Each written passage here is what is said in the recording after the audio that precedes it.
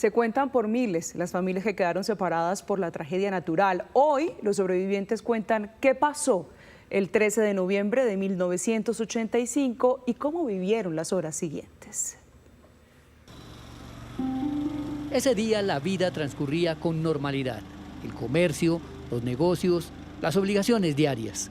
Casi nadie advertía lo que estaba por suceder allá, en la parte alta, detrás de las montañas. Eso sí, todos hablaban de una posible inundación por el represamiento del río Lagunilla, en un sitio conocido como El Sirpe, según cuenta Marta Calvache, por aquellos días una joven geóloga que trabajaba en la central hidroeléctrica de Caldas, Check. La gente sí hablaba mucho del Sirpe, que era este sitio, ¿no es cierto?, donde hay una inestabilidad a lo largo del cañón del río Lagunilla, que hay un deslizamiento y se represa, digamos, el río.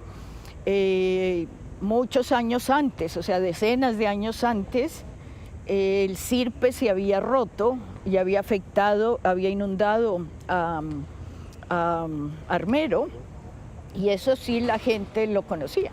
Por eso hablan de ello, pero del volcán Nevado del Ruiz muy poco. A las 3 de la tarde el olor a azufre era fuerte y una extraña lluvia empezó a caer sobre Armero. Eran piedras pequeñas y ceniza. Nunca en Armero había llovido ceniza así, y esa mañana llovió ceniza en el pueblo. El volcán ya había hecho su primera erupción, pero nadie sabía lo que pasaba arriba.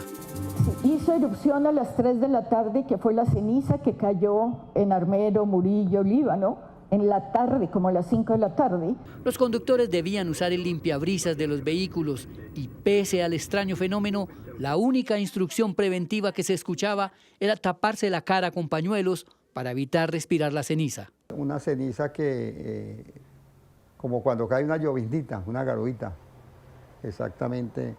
De esa manera no era que la gente lo tapara, ni era una nieve, no, pero sí lo fastidiaba a uno.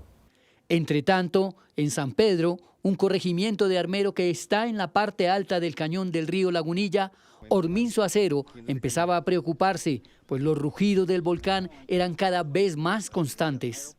Empezó, como se dice, a avisar el volcán.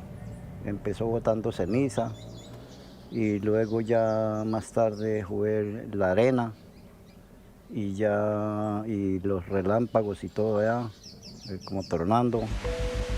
A las 8 p.m., arriba, la cosa empezó a complicarse. Sismos continuos estremecían la tierra desde las 5 de la tarde. El volcán ya había hecho su primera erupción. El Ruiz estaba en ebullición y a punto de producir la explosión mayor.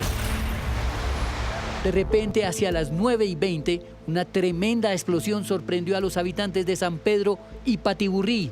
Se logró alguna comunicación, pero no se llegó a alertar a la gente, recuerda el entonces concejal Jorge Montealegre. A las 9:15 de la noche llamó la operadora de Patiburrí y dijo que viene una vaina impresionante, eso buja, y se le cortó la comunicación porque quedó sin luz. Comprendieron que el volcán había hecho erupción.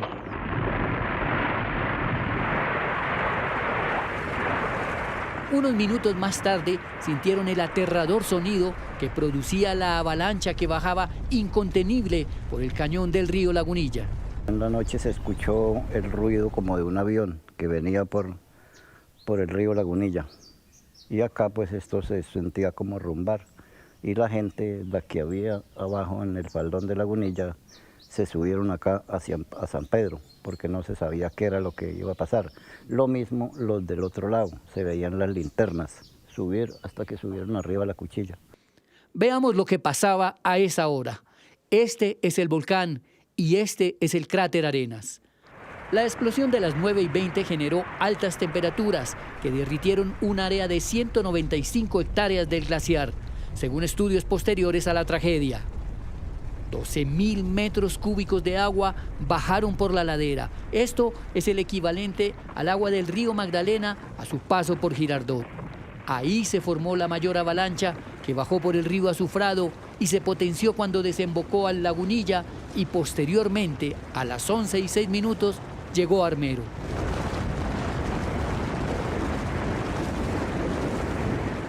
El ingeniero hidrólogo Abraham Salazar conoció bien este proceso. La primera avalancha que baja, que viene por el río Azufrado, que es la más grande, llega al embalse y lo empuja y rompe el dique natural del deslizamiento. Entonces generó una bombada de agua inicialmente que iba adelante y por eso de pronto llegó primero agua, pero detrás de esa agua llegó la avalancha con un caudal aproximadamente de 23.600 metros cúbicos por segundo. Era el caudal, o sea, casi 10, 11 ríos Magdalenas de Girardot. La velocidad era de 8 metros por segundo y la altura era de 44 metros. Media hora después llegó la segunda avalancha. ¿Tú has estado cerca a unas turbinas de un jet? Pues ese más o menos ese era el silbido del aire comprimido por el cañón. El pueblo que todos conocieron, que amaron y lucharon, estaba muriendo y en su agonía se llevaba más de 25.000 almas.